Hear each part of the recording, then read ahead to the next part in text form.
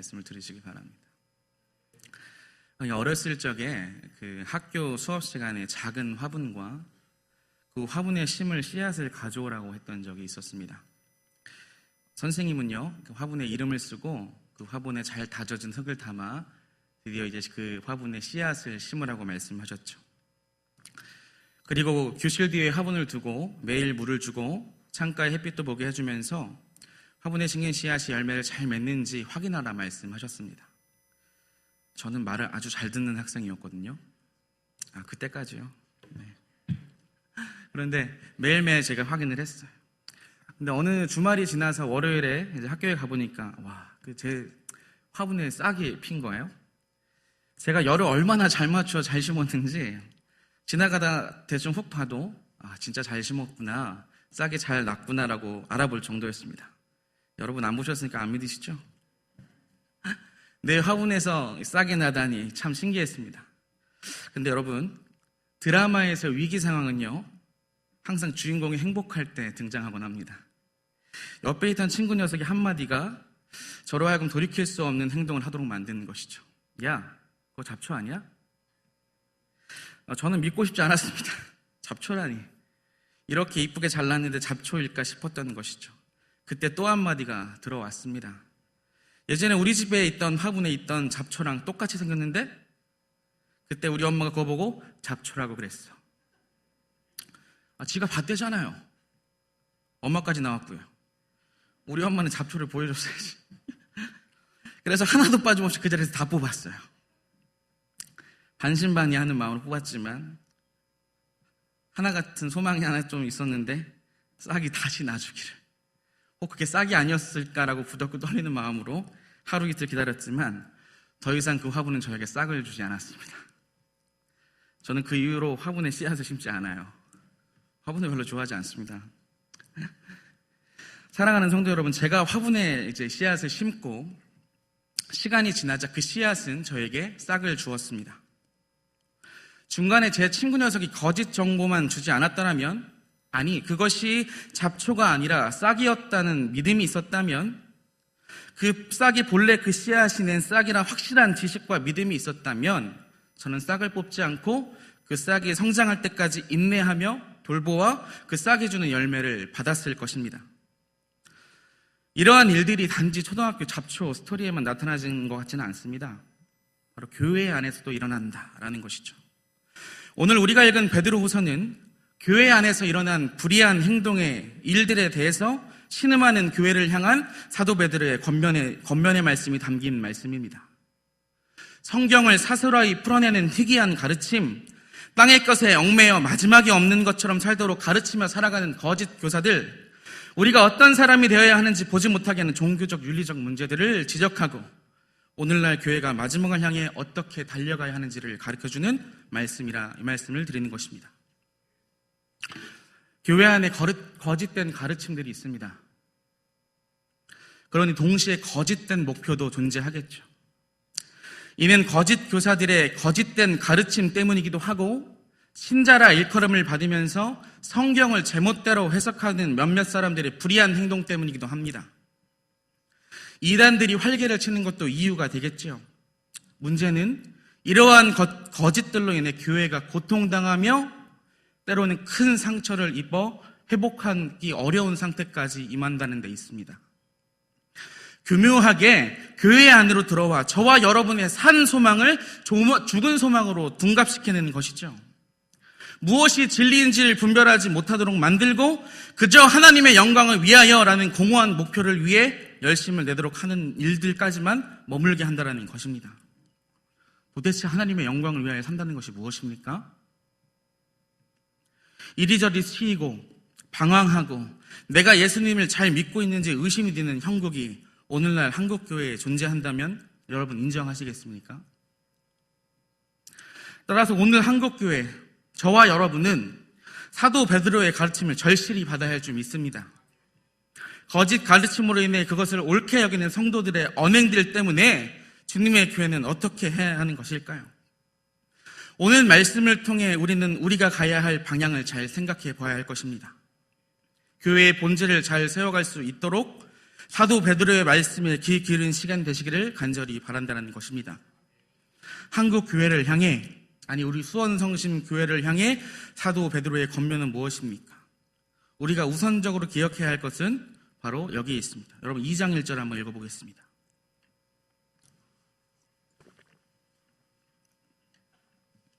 같이 읽겠습니다. 그러나 백성 가운데 또한 거짓 선지자들이 일어났었으니 이와 같이 너희 중에도 거짓 선생들이 있으리라. 그들은 멸망하게 할 이단을 가만히 끌어들여 자기들을 사신 주를 부인하고 임박한 멸망을 스스로 취하는 자들이라. 아멘. 이는 무슨 의미겠습니까? 지금까지 항상 있어 왔다라는 것입니다. 앞으로도 그럴 것이라는 것이죠. 오늘날을 살아가는 교회들에게 마지막 때까지 항상 괴롭게 따라다니는 거짓 교사와 거짓 가르침으로 인해 교회가 미혹될 수 있는 위험들이 도사리고 있다는 것입니다. 그러한 위험과 미혹들에 잘못 걸려 넘어지지 않도록 교회가 가장 먼저 굳게 서야 할 것을 가르쳐주고 있는 것이죠. 바꿔 말하면 사도 베드로의 권고를 들으면 거짓 교사와 가르침이 우리를 흔들어도 흔들리지 않는다라는 의미가 되지 않겠습니까? 그렇다면 하나님께서 우리에게 거짓 가르침으로 인해 미혹되지 않도록 하기 위해 가르쳐주고 있는 첫 번째 교훈은 무엇입니까? 2절과 4절을 2절부터 4절까지 같이 한번 읽어보도록 하겠습니다. 시작. 하나님과 우리 주 예수를 알므로 은혜와 평강이 너희에게 더욱 많을지어다.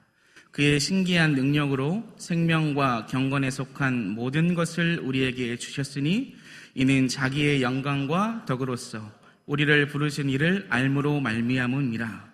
이로써 그 보배롭고 지극히 큰 약속을 우리에게 주사 이 약속으로 말미암아 너희가 정욕 때문에 세상에서 썩어질 것을 피하여 신성한 성품에 참여하는 자가 되게 하셨느니라. 아멘. 오늘 저와 여러분에게 사도 베드로가 권면하는 첫 번째 교훈은 이것입니다. 바로 하나님을 아는 지식이 성장해야 한다는 것입니다. 하나님을 아는 지식이 성장해야 합니다. 믿으십니까? 2절을 보면 하나님과 주 예수를 알므로 라는 표현이 있는데 그것이 원인이 되고 그거에 대한 결과가 무엇이라 나오냐면 은혜와 평강이 어떻게 된다고요? 충만하게 될 것이라는 것이죠. 은혜와 평강이 차고 넘친다라는 것입니다. 무엇을 하면요? 하나님과 주 예수 그리스도를 아는 지식 안에서라는 것입니다. 그래서 앞에 붙은 하나님과 주 예수를 알므로라는 것은 참으로 하나님과 주 예수 그리스도를 아는데 힘써야 합니다라는 의미가 되는 것입니다. 그렇게 될 때 우리 가운데 첫 번째로 주어지는 것은 바로 은혜라는 것이죠. 여러분, 은혜가 무엇입니까? 우리가 그리스도를 따르는 믿음을 갖고 하나님의 말씀을 따라 이 세상을 살아갈 때 우리 가운데 닥치는 것은 여러 가지 문제와 고난과 힘든 여러 가지 역경과 상황이라는 것이죠.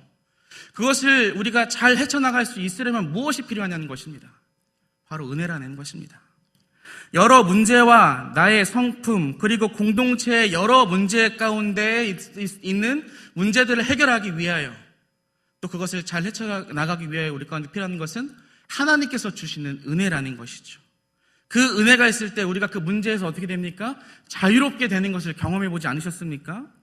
그것이 예수 그리스도, 우리 하나님과 주 예수 그리스도를 알 때 우리가 이제 주어진다라는 것이죠. 그 다음에 주어지는 것은 무엇입니까? 평강이라는 것입니다. 평강은 무엇이죠? 이 평강이라는 원래 단어의 의미는요, 전쟁에 승리를 하고 마지막 날에 그 승리를 취하면서 안식을 누리는 상태를 평강이라고 표현합니다. 세상 속에서 우리가 하나님께서 그리스도 예수 안에서 우리 가운데 허락된 그 승리가 이미 주어졌다는 것을 우리가 믿고 받아들일 때 우리 가운데 평강이 주어지는 것이 우리의 믿음의 본질적인 내용 아니겠습니까?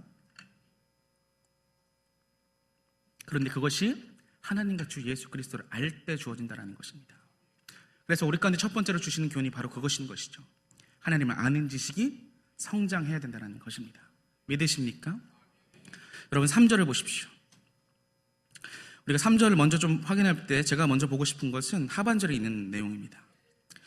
하나님께서 우리를 부르셨다고 나오는데 어떻게 부르셨냐고 나오냐면 그 자신의 영광과 덕으로 말미암아 부르셨다고 나오고 있어요. 영광과 덕으로 말미암아라는 것은 영광과 덕에 근거하여라고 부르셨다라는 것입니다. 근데 그 영광과 덕이 누구의 영광과 덕이죠?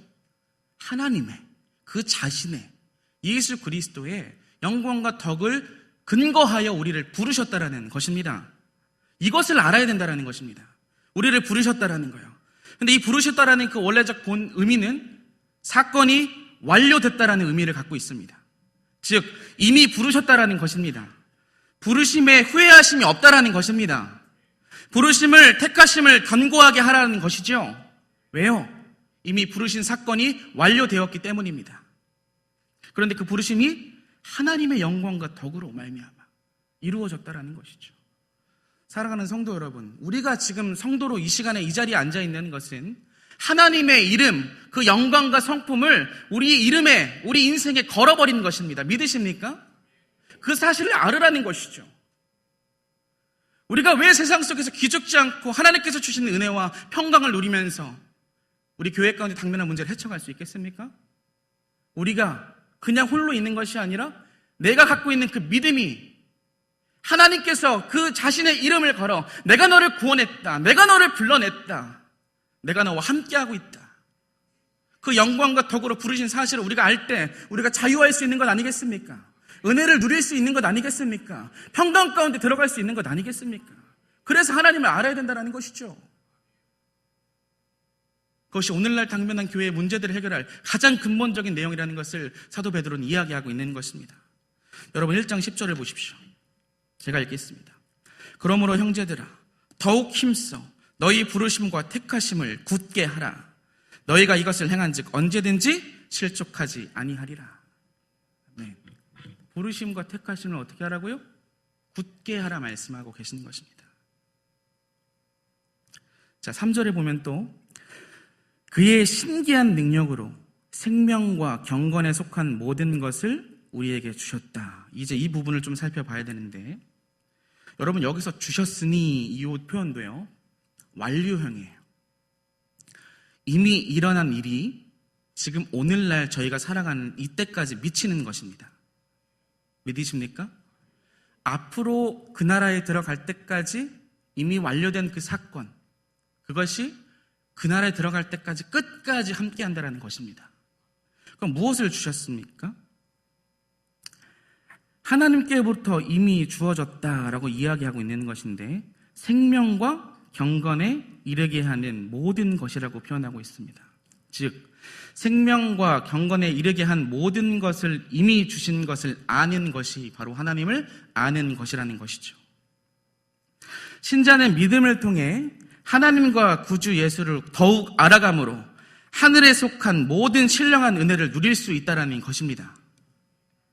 그래서 우리의 성장은요 핑계 댈 수가 없어요. 은혜를 내가 못 받았다, 내가 문제가 있어서 내가 성장하지 못했다라는 것이 절대로 용납될 수 없는 것입니다. 왜요? 이미 주어졌기 때문에 그렇습니다. 이미 주어진 것을 너희가 받고 누리지 않았다라는 그 잘못은 누구한테 주어지는 거예요? 본인한테 주어지는 것이죠.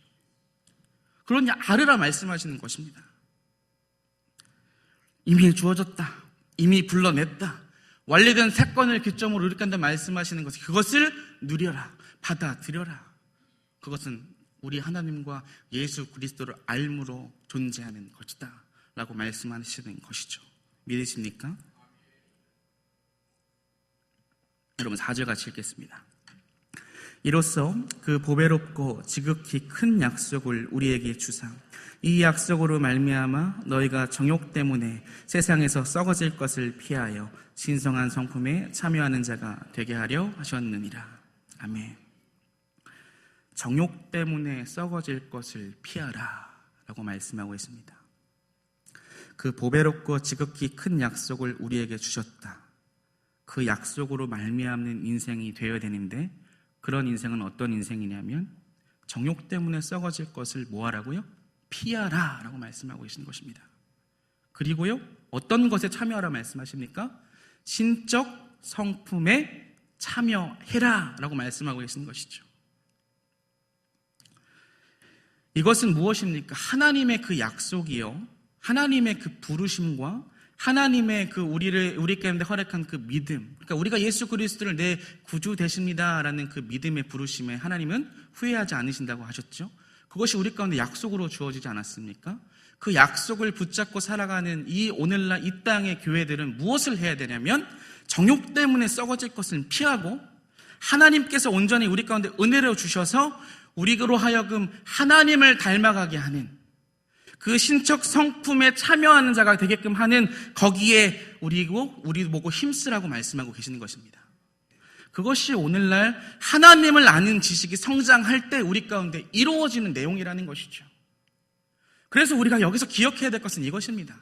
사랑하는 성도 여러분, 신앙의 연수가 오래 차면 찰수록 무엇이 더욱더 깊어지셔야 되냐면 하나님을 아는 지식, 그 깨달음, 그것으로 만미하는 은혜와 평강을 실질적으로 누리면서 우리가 성장으로 나아가야 되는 것입니다.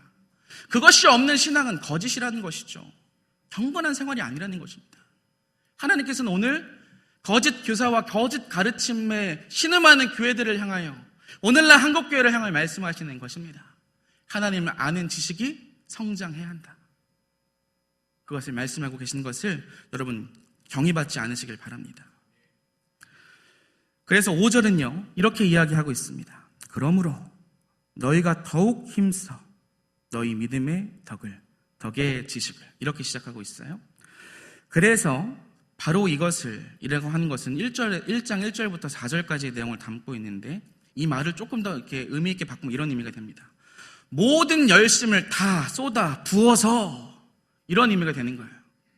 그러므로라는 말이요. 모든 열심을 다 쏟아 부어서 뭐 하라는 거예요? 그 다음 것을 하라는 것이죠. 우리가 지금 신적 성품에 대해서 이야기하고 있는데, 그래서 우리가 두 번째로 기억해야 할 것은 이것입니다. 하나님을 아는 지식이 성장한 성도는 어떤 데까지 나아가야 되냐면 두 번째는 신적 성품이 성장해야 된다는 것입니다. 무엇이라고요? 신적 성품이 성장해야 된다는 것이다. 여기서 우리가 성품에 대해서는 좀 이해를 좀 해야 될 것 같은데, 원래 이 성품이라는 이 단어의 본래적인 단어의 그 의미는 하나님께서 그 태초에 선지를 창조하실 때 각기 종류대로 창조하셨다는 얘기가 나오잖아요. 그 종류할 때 종과 같은 의미거든요. 그러니까 이 성품이라는 것, 그 성품을 붙인 신적이라는 것은 무엇이냐면 하나님과 예수 그리스도를 믿는 그 믿음 안에서 주어진 새로운 본성을 말하는 것입니다. 예수 그리스도를 믿습니다라고 고백하는 신자들에게는 무엇이 생기냐면 하나님의 말씀을 따라 살아가고자 하는 신적 성품에 참여하는 자가 되었다는 거예요. 그래서 우리가 말씀을 부딪히면 어떤 마음이 들어요? 나의 죄는 드러났기 때문에 부끄럽고 회개해야겠다는 마음과 동시에 하나님의 말씀을 따라 살아갈 거다, 그 마음이 동시에 공존하지 않습니까? 성품이란 그것입니다. 본성적으로 자연인, 다시 말해서 믿지 않은 사람들이 갖고 있는 본질적인 본성과 다른 존재가 되었다는 것입니다. 하나님의 형상으로 지음받은 존재, 그 존재가 회복되는 데까지 나아가게 될 존재가 되었다는 것이죠. 믿으십니까? 여러분 갈라디아서 4장 한번 보시겠습니까?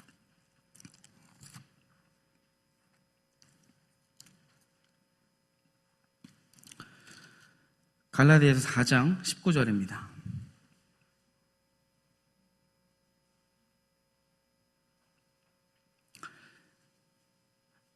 갈라디아서 4장 19절입니다. 신약성경 307쪽에 있습니다.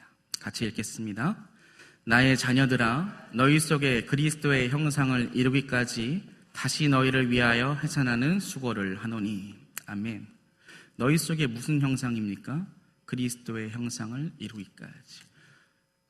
예수 그리스도 그분은 하나님 되십니다. 믿으십니까? 동시에 참된 인간이십니다. 참 인간이시라, 완전한 인간이시라. 그래서 우리가 예수 그리스도 그분을 닮아가기 위해 애를 쓰는 것입니다. 그런데 그냥 우리의 힘과 능력으로 되지 않습니다. 무엇이 줘야 되냐면 신적인 성품에 들어가는 것들, 바로 하나님께서 주시는 은혜와 능력으로 가능하다는 것이죠. 즉 하나님의 형상이 어떻게 바뀌었냐면 그리스도의 형상을 이루는 것이 바로 신적 성품에 참여하는 자라는 의미인 것입니다. 믿으십니까? 그런데 지금 그 5절에 보면 무엇을 말하는? 너희가 힘써 모든 열심을 다 쏟아부어 믿음에 무엇을 하라고 말씀하고 있어요? 덕을 더해라. 여러분, 믿음이라는 것은 무엇이냐면 내가 믿는다라는 것이 중요한 게 아니라 내가 믿는 믿음의 대상 되시는 하나님과 구주 예수 그리스도를 아는 것이 중요한 거예요. 믿습니다 할 때는 내가 믿는 신앙의 본질적인 그 내용이 나에게 있는 것이 아니라 내가 믿는다라고 그 고백을 받는 그 대상이 중요하다라는 것이죠. 하나님과 예수 그리스도를 받고 알므로써 신적 능력을 지속적으로 자신의 것으로 받게끔 하는 것이 무엇으로부터 주어지냐면 믿음으로 주어진다라는 것입니다. 믿으십니까? 그 믿음으로부터 지금 시작하고 있는 것이죠. 근데 그 믿음에 지금 무엇을 더하라고 하냐면 덕을 더하라고 이야기하고 있습니다. 여러분, 덕이라는 것은요, 쉽게 말하면 성품인데 우리가 1장 4절에 3절에 보면 하반절에 이는 자기의 영광과 덕으로서라고 할 때 덕도 등장하잖아요. 여기서 자신의 영광과 덕은 누구를 말하고 있었던 거라 제가 말씀드렸죠? 하나님과 예수 그리스도 그분이시잖아요. 근데 여기서의 그 덕도 거기서부터 비롯된 덕을 이야기하는 것입니다. 즉 하나님이 부르셨어요. 그 부르심이 완전히 이루어질 때가 있을 것입니다. 그때까지 하나님께서 인도하실 것이잖아요. 믿으시죠? 근데 인도하는 일에 실패를 합니까? 실패하지 않죠? 그분의 인격, 그분의 이름을 거르셨기 때문에 그렇습니다. 내 영광과 내 덕, 내가 너희를 부른 거에 실패하면 절대 없을 것이야. 왜? 내 영광과 덕, 내 성품, 나를 거기에 걸었기 때문이야.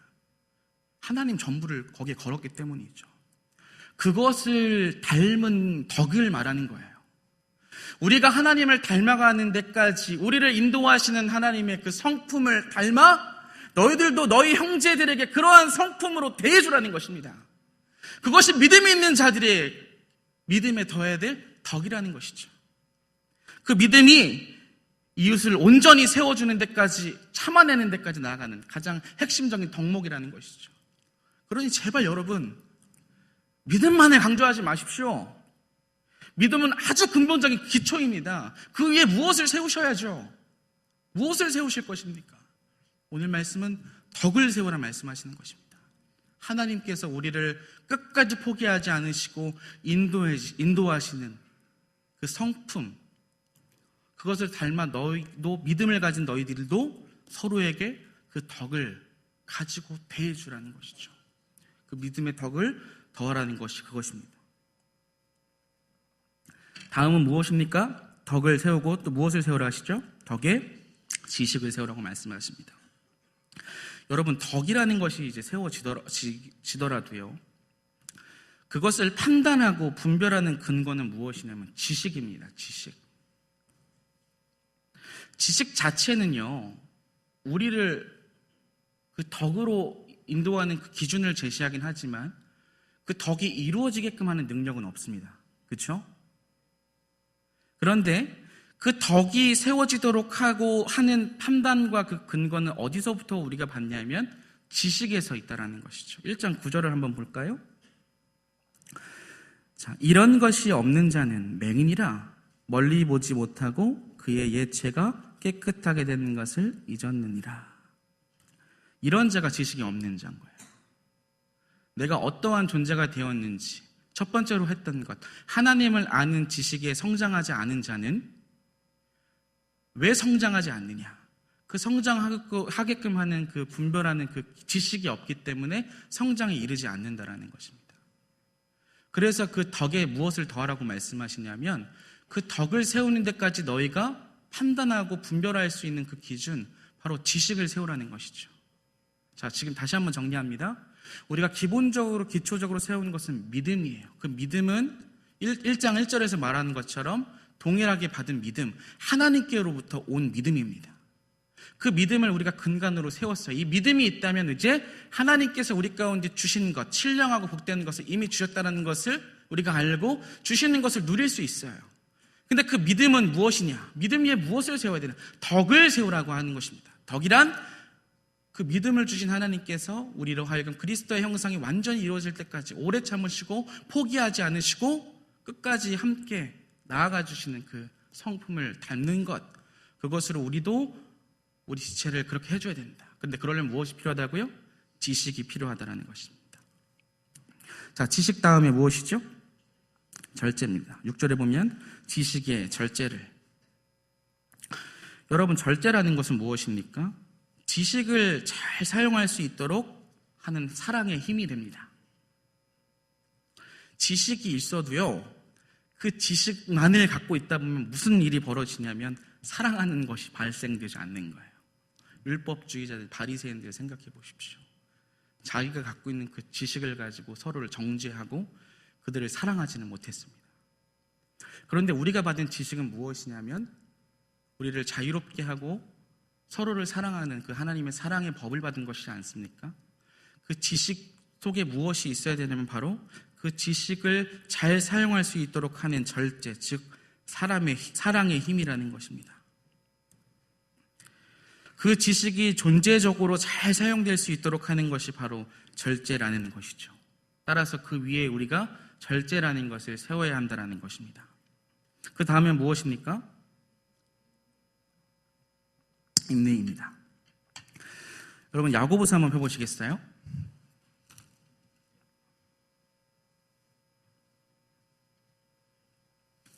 여러분, 야고보서 1장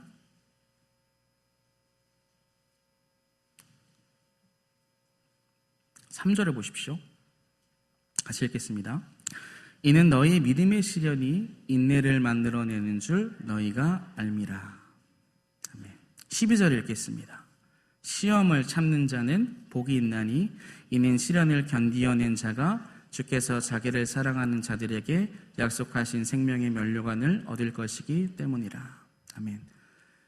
야고보서 1장 3절과 12절은 인내에 대해서 이야기하고 있는데, 이 인내라는 속성은 무엇을 우리 가운데 보게 하냐면 하나님께서 우리 가운데 허락하신 것들, 그 마지막 때를 볼 수 있는 능력인 것입니다. 하나님께로부터 주어진 그 인내라는 것은 우리가 믿음을 가진 존재로서 믿음의 시련, 즉 믿음이 있는 자들이 여러 가지 당면한 시련을 당할 때에 우리 안에 있는 그 믿음이 우리로 하여금 인내하도록 하는데, 그 인내는 무엇을 만드냐면 완성된 그때에 이루어지게끔 하는 그 생명을 우리 가운데 온전히 공급할 수 있도록 우리 가운데 주어진 성품이라는 것입니다. 인내하는 것은 바로 그러한 내용인 것이죠. 지식이 잘 바르게 사용될 수 있도록 하는 사랑의 힘은 우리로 하여금 또 다른 것들을 요구하기 시작하는데 바로 인내, 그 인내를 더하는 것이 바로 믿음을 받은 주의 성도들이 갖게 된 신적 성품의 내용이라는 것입니다. 그 다음에 인내가 주어지면 무엇입니까? 경건이라는 것이 나오는데, 여러분, 인내의 열매는 무엇이냐면 경건입니다. 믿으십니까? 여러분, 죄송합니다. 야고보서 다시 한번 펴보시겠어요? 제가 새벽에 야고보서를 보고 있다 보니까 야고보서를 지금 계속 보게 되는데, 여러분 1장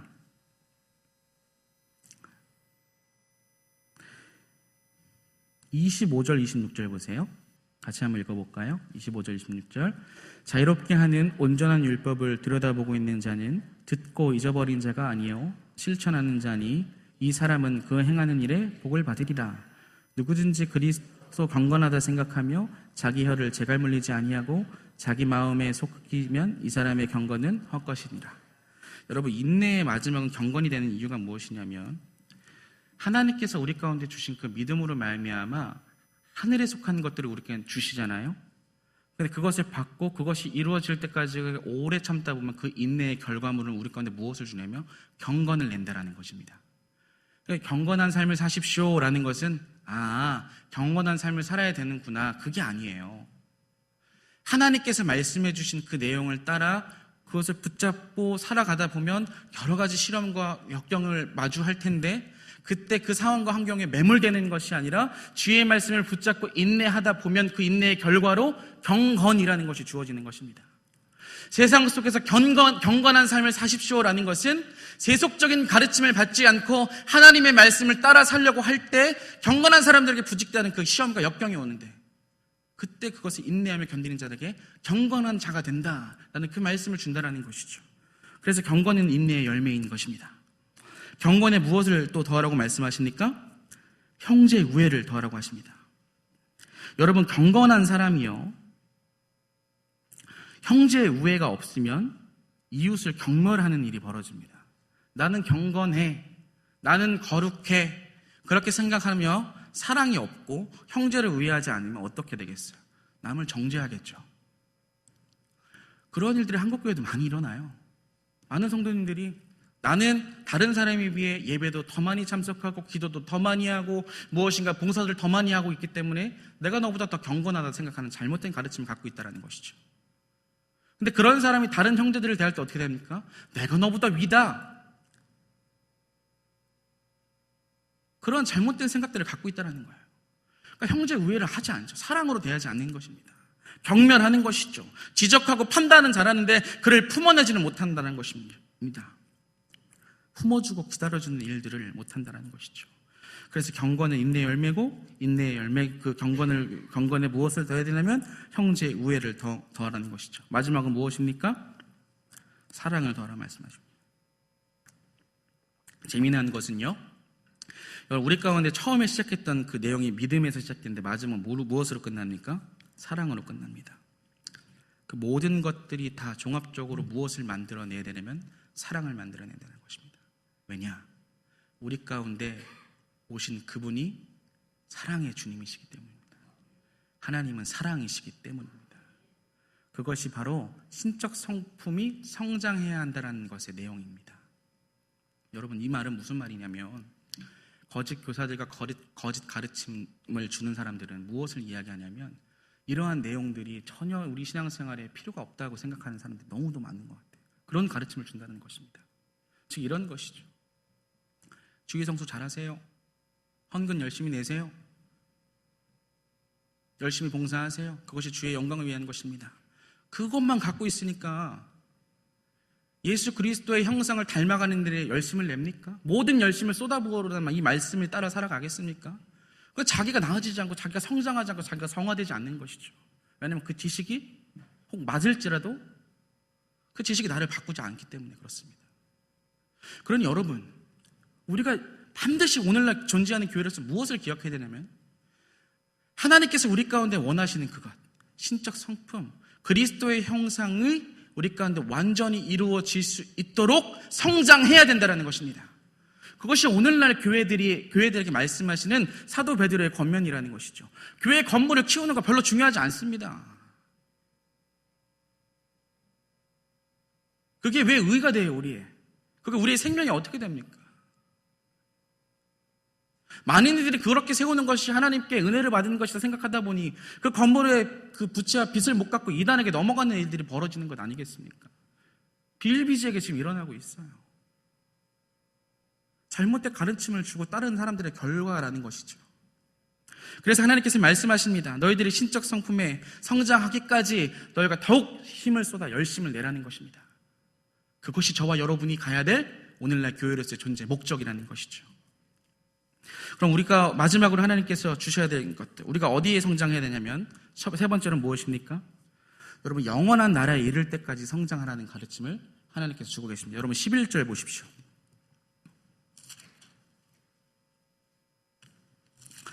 베드로후서 1장 11절입니다. 자, 이같이 하면 시작. 이같이 하면 우리 주 곧 구주 예수 그리스도의 영원한 나라에 들어감을 넉넉히 너희에게 주시리라. 아멘. 자, 이같이 하면은 지금 1장 1절부터 10절까지의 내용을 다 묶는 내용이죠. 우리 주 곧 구주 예수 그리스도의 영원한 나라에 들어감을 무엇이라고요? 넉넉히 너희에게 주시리라. 들어갈 때까지 너희에게 필요한 모든 것들을 넉넉하게 줄 것이다. 무엇을 하면요? 9절 보십시오. 이런 것이 너희에게 있어 흠족한 즉 너희로 우리 주 예수 그리스도를 알기에 게으르지 않고 열매 없는 자가 되지 않게 하려니와 이런 것이 없는 자는 맹인이라 멀리 보지 못하고 그의 옛 죄가 깨끗하게 된 것을 잊었느니라. 그러므로 형제들아 더욱 힘써 너희 부르심과 택하심을 굳게 하라. 너희가 이것을 행한즉 언제든지 실족하지 아니하리라. 아멘. 하나님을 아는 지식으로서의 성장이 이루어지면 그것은 반드시 우리로 하여금 그리스도의 형상을 닮아가는 신적 성품의 성장까지 이루어져야 되는 것입니다. 그것이 바로 하나님께서 말씀하신 것, 영원한 나라에 너희가 들어갈 때까지 그 모든 것들을 가능케 하는 나의 능력과 힘이 너희 가운데 공급되어질 것이라는 것이죠. 이 말은 바꿔 말하면 이런 의미가 되는 것입니다.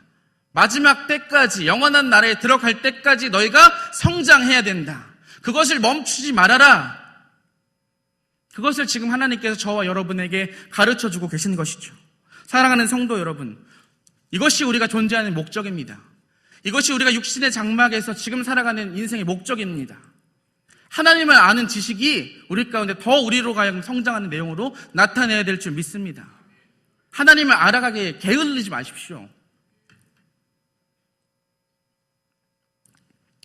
단순히 교회에서 봉사하고 행사하는 것에 만족하지 마시라 이 말입니다. 그것은 은혜 받은 자로서 마땅히 해야 될 것들에 대한 우리의 신앙 고백의 내용이지 하나님을 알아가는 것이 절대로 아닙니다. 성장하지 않으면 실족하게 되어 있는 것이죠. 성장하지 않으면 거짓 교사의 가르침에 속아 넘어가는 것이죠. 그렇기 때문에 저와 여러분에게 말씀하십니다. 성장하라는 것입니다. 이상의 지상에 있는 교회들 가운데 하나님이 아는 지식에 성장하라는 것입니다. 너희 가운데 무슨 일이 지금 펼쳐졌는지를 알아가는데 게으르지 말라는 것입니다. 그 지식은 우리 가운데 무엇을 말하고 있습니까? 그 지식으로 하여금 우리 가운데 그리스도의 형상, 그리스도를 닮아가는 데까지 나아가라고 말씀하고 계신 것이죠. 신적인 성품에 참여하는 자가 되었으니 신적 성품, 즉 믿음으로부터 사랑에 끝나는 이 내용을 이루어 가라는 것입니다. 믿음 위에 그것을 세우고 사랑으로 완성하라는 것이죠. 그것이 교회 가운데 있어야 된다는 것입니다. 우리의 믿음의 덕이 지식이, 절제가, 인내가, 경건과 형제의 우애와 사랑이 우리 가운데 맺어져야 된다는 것입니다. 오래 참는 것 하십시오. 마음이 문드러지십니까? 인내하십시오. 옆에 있는 지체가 죽기까지 미우십니까? 가슴을 치며 기도하십시오. 그러한 내용들이 우리 가운데 있어야 신적 성품에 참여하는 자가 되었다 들을 수 있는 것이고 성장할 수 있는 것입니다. 그리고 마지막으로 우리 가운데 주신 것은 무엇입니까? 그 성장을 어디까지 하라고요? 영원한 나라에 들어갈 때까지 성장하기를 멈추지 말라는 것입니다. 수원성심교회의 존재 목적, 우리가 해야 될 것이 나왔습니다. 숫자적인 부흥이 아닙니다. 우리가 성장하면요, 바르게 성장하면 하나님의 말씀을 따라 주의 도를 전하지 않을 수가 없습니다. 거꾸로 가지 마세요. 먼저 성장해야 됩니다. 끝까지 성장하겠다. 내가 그것을 나를 부르신 그것이 절대로 후회하심이 없는 하나님 앞에서 그분이 나를 성장시키려고 하는 것이구나. 그것을 놓지 마시는 인생들 되시길 바랍니다. 그리고 그것을 통해서 교회여 성장하라고 말씀하시는 하나님의 말씀을 받으시고 오늘 이 지상의 거짓 교사들의 거짓 가르침을 분별하시며 서로의 지체의 사랑으로 형제의 우애로 품어내시는 수원 성심교회가 되시기를 간절히 바랍니다. 그런 공동체가 되면 다른 믿지 않은 자가 이 공동체에 들어왔을 때 그것을 감지해요. 이 공동체 뭐가 다르구나. 이 공동체에 뭔가 다른 게 느껴지는 거예요. 세상에서 느끼는 것. 정말 용납되는 것, 정말 사랑받는 그 마음을 받게 되는 것입니다. 그러니 제발 부탁드립니다. 사랑하는 성도 여러분, 우리 성장해야 됩니다. 내가 자라가야 돼요. 그것을 게을리지 하지 마시고 멈춰 있지 마십시오. 그래서 주님의 날, 그 날까지 들어갈 때까지 성장하셔서 완전히 우리가 성장이 이루어질 때까지 소망을 가지시고 그분을 알아가는 믿음 안에서 주께서 주신 은혜와 평강으로 이 지상에 흩어진 모든 교회들이 견디며 살아가는 능히 살아갈 수 있는 수원 성심교회 되시기를 예수님의 이름으로 기도하겠습니다. 기도하겠습니다.